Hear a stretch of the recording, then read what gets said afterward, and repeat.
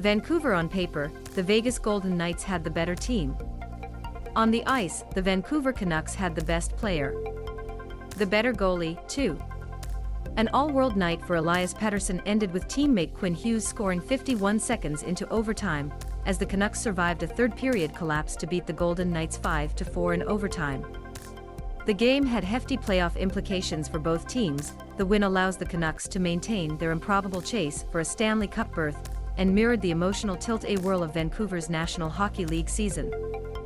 The Canucks outscored the Knights 3-1 in the second period with Paterson, the resurgent star who is probably playing his best hockey since bursting upon the NHL 4 years ago, orchestrating all 3 goals.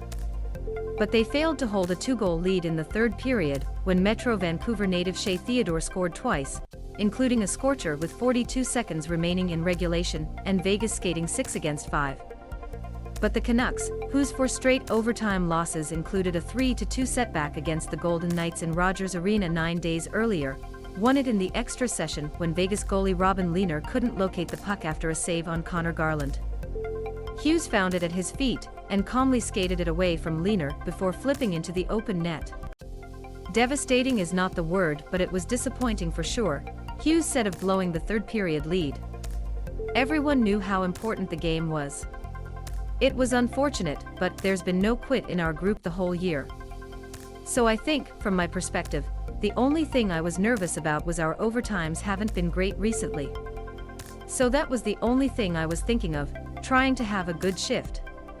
Hughes' shift was the Canucks' second one in OT, which was significant because the Golden Knights were unable to change as Vancouver maintained possession while getting fresh players onto the ice. Garland accelerated past Theodore to create his chance on Lehner, and Hughes was completely unchecked on the rebound. It was really important. Hughes, who missed 2 games last week with an undisclosed non-COVID illness, said after scoring his biggest regular season goal as a Canuck.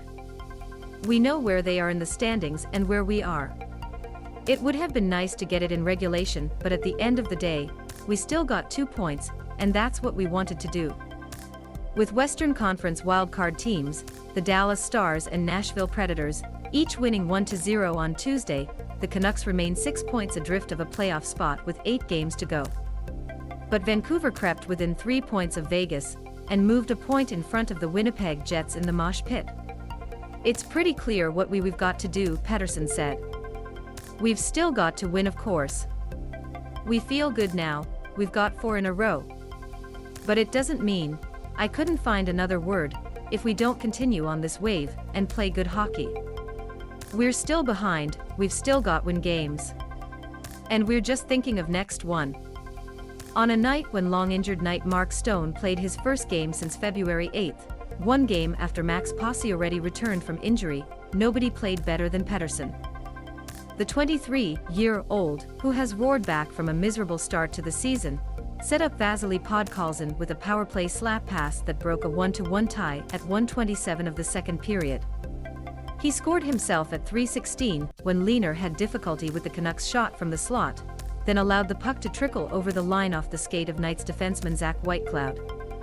But Pettersson's best play, one of his most sublime setups all season, came on a 2-on-1 later in the period after Michael Amadio's deflection had cut the lead to 3-2. Pettersson anticipated a Vegas pass in the neutral zone to create the outnumbered rush, skated untouched into the imposing shadow of Lehner before fooling everyone except teammate Brad Richardson with a goalmouth dish and 4-2 lead. "The closer I got to the goal, the bigger Lehner looked," Paterson said, "so I was lucky to find Richardson." After a wrist injury ended his season last March, Paterson began this season with just 3 goals and 10 points in his first 22 games. In 26 games since January, he has 15 goals and 35 points, and has been fully engaged physically. "Is this the best he has played?" "Yeah, maybe," he said.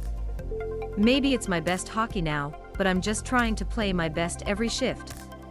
Create, play hard. And of course, lately I've been scoring some points, which is great."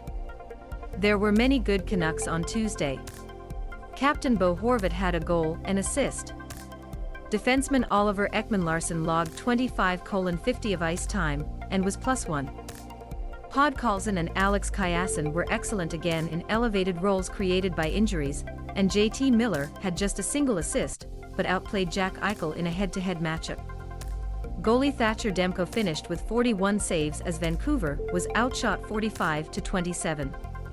Since coach Bruce Boudreau first talked to reporters about the time he was with the Washington Capitals, back in 2008, when his team went 11-1 in its last 12 games to dive into the final playoff spot, the Canucks are 4-0. And they may need to go at least another 7-1 to make it. I think that we've always thought we could do it, Hughes said. And I mean, we've got 8 games left. It's exciting. We wanted to be in it, and it's hard to be in with the way we started. It definitely feels like something we could do. I still, don't want to say it's a stretch, but we have a lot of games we need to win. Belief is the word, I would say. That's what we keep using in the room. The Canucks play the Arizona Coyotes on Thursday.